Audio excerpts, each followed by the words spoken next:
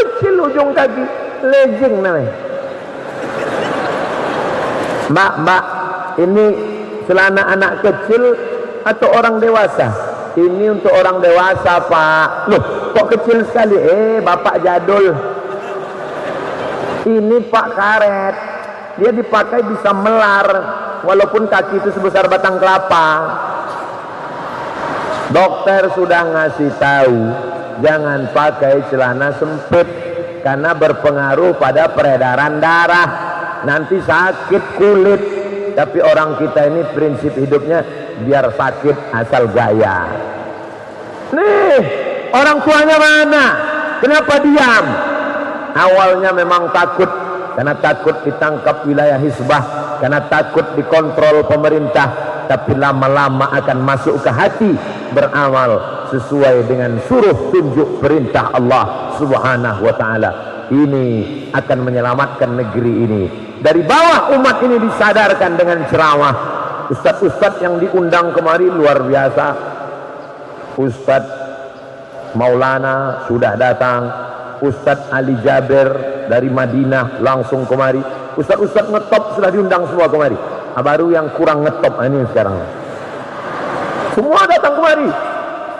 Untuk apa? Untuk apa ustadz-ustadz ini datangkan ke Masjid Taqwa? Dari bawah diingatkan dengan ceramah, tausiah, khutbah, pengajian. Dari atas diingatkan dengan aturan, perda, undang-undang. Maka tidak mempan lagi calon bupati, calon wali kota, calon anggota legislatif, anggota DPR datang merayu jamaah, jual iming-iming karpet. Nggak laku. Bawa karpet 2 gulung. Bapak Ibu pilih saya ya. Nanti kalau saya menang saya kasih tambahan. Ini DP-nya. Kalau saya kalah yang ini saya jemput lagi. Tak mempan. Kalau Bapak mau nolong kami, jangan beri kami karpet. Karpet kami sudah mahal, bagus.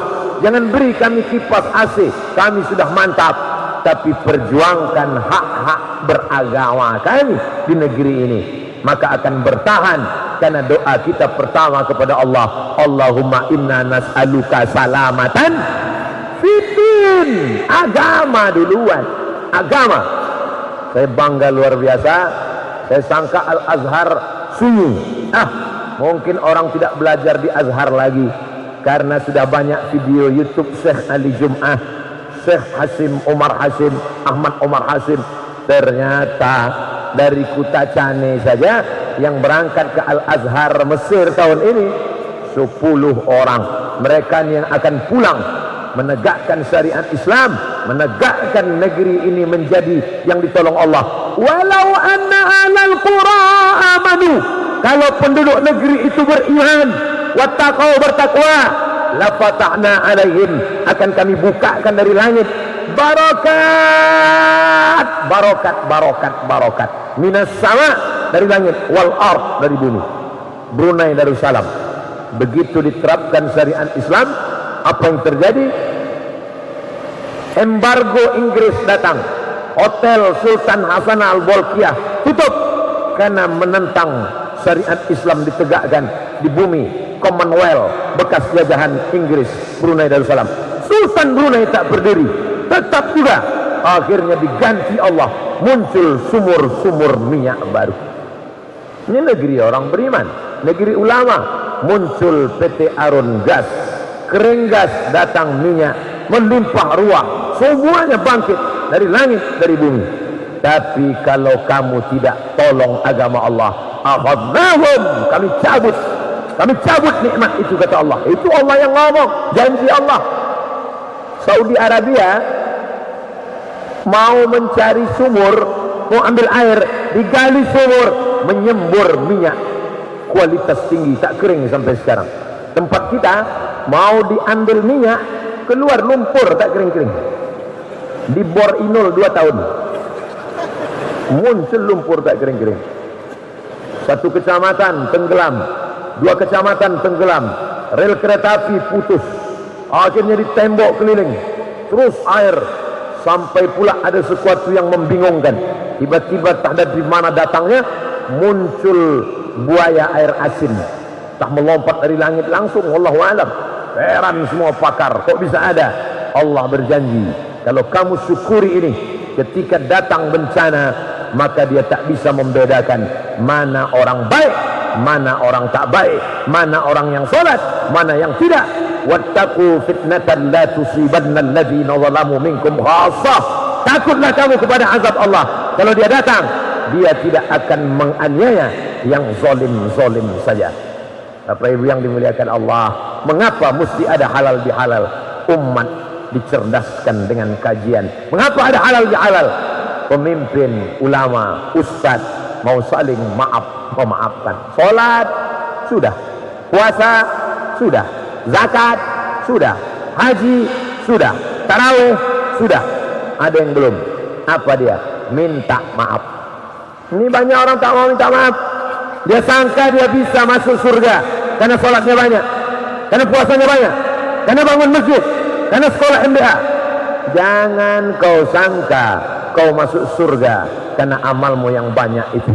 Ini yang dikatakan Nabi, ya'ti yaumal qiyamah, ada orang nanti datang pada hari kiamat, bisolatin, solatnya banyak, wasiyamin, puasanya banyak, wazakatin, zakatnya banyak, setinggi bukit Uhud, solat, zakat, puasa, haji. Tapi ternyata qad satama hadza, mencaci maki si fulan, wa akala mala hadza, memakan harta si fulan, wa safaka dama hadza, menumpahkan darah si fulan, wa qazafa hadza, menuduh si fulan, memakan titik peluh keringat tukang panen, tidak membayar gaji tukang gosok, menunda pembayaran tukang masak. Kau akan menang di dunia karena kau punya duit banyak, kau sewa pengacara, kau bayar Ruhut Sitompul dan Hotman Paris Hutapea. Tapi di sana nanti bagaimana? Ukhizat hasanatuhu, ambil puasanya, berikan pada orang dia aniaya, ambil hajinya, berikan pada orang dia zalimi, ambil zakatnya, berikan pada orang yang dia dulu cakap kasar. Faniyat hasanatuhu, amal setinggi bukit Uhud habis, walam yuqadha alaih, yang ngantri masih panjang. Kalau yang dizalimi 4 rumah, rumah muka, rumah belakang, rumah kanan, rumah kiri, cukup, tutup dengan sholat, tutup puasa, tutup haji, tutup umrah. Tapi kalau yang kau zalimi 1 kecamatan, nanti saya sebut 1 kecamatan, Pak Camat tersinggung. Kalau kau zalimi 1 provinsi, kalau kau zalimi 1 Indonesia, mengantri 330 juta orang akan menuntut di hadapan engkau. Baniat hasanatuhu, amal habis.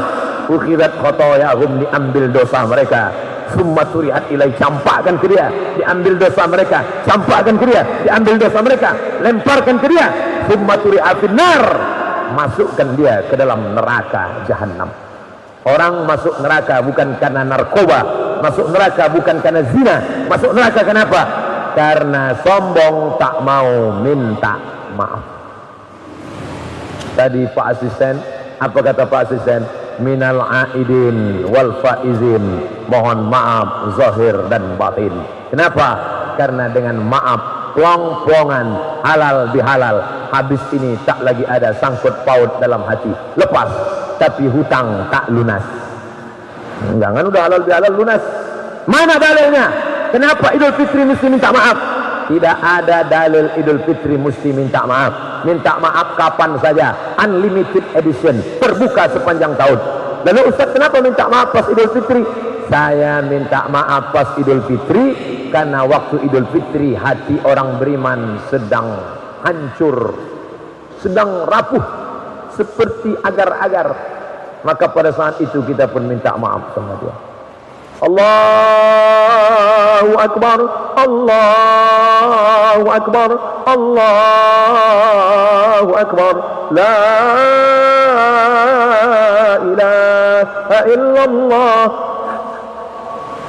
Pada saat nampak dia sedang menangis, masuk. Mohon maaf ya, ayah. Yang belum, udah selesai. Yang 3 juta kemarin,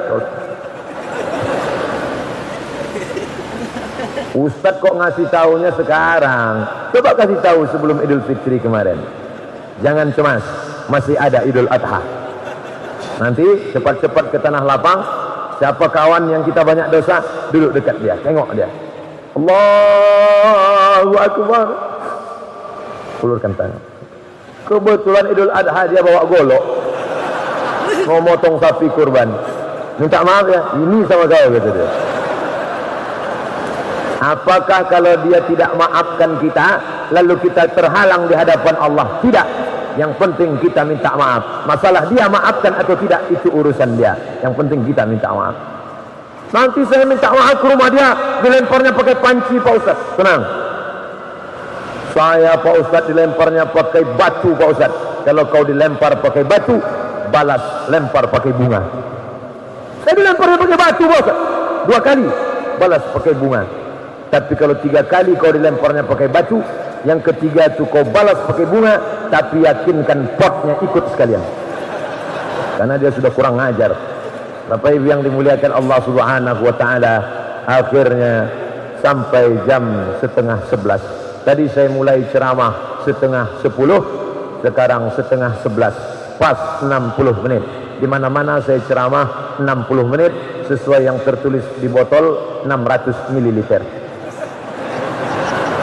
Tadi dimaklumkan, katanya Ustadz Somad ceramah 1 sesi, sesi kedua sudah disiapkan kertas-kertas tanya jawab. Ustadz kok bisa pas ceramah 60 menit? Asalkan kaki saya kesemutan, itu 60 menit tuh. Insya Allah kita bahas dalam tanya jawab. Lalu apalah kesimpulan ceramah Ustadz ini? 1, kita bisa membangun Kutacane Aceh Tenggara kalau kita bisa saling bekerja sama. Kita bisa bekerja sama kalau hati sudah plong-plongan, maaf-maafan. Kalau sudah bekerja sama, tolong agama Allah dari bawah dengan dakwah, dari atas dengan aturan politik Islam. Terima kasih segala perhatian. Mohon maaf segala kesilapan. Subhanakallahumma wa bihamdika asyhadu an la ilaha illa anta astaghfiruka wa atubu ilaih. Kita lanjutkan dengan menjawab. Yang bisa saya jawab, yang tak bisa nanti saya tulis di kertas, akan saya jawab di blog www.somatmorocco.blogspot.com. Terima kasih. Wassalamualaikum warahmatullahi wabarakatuh.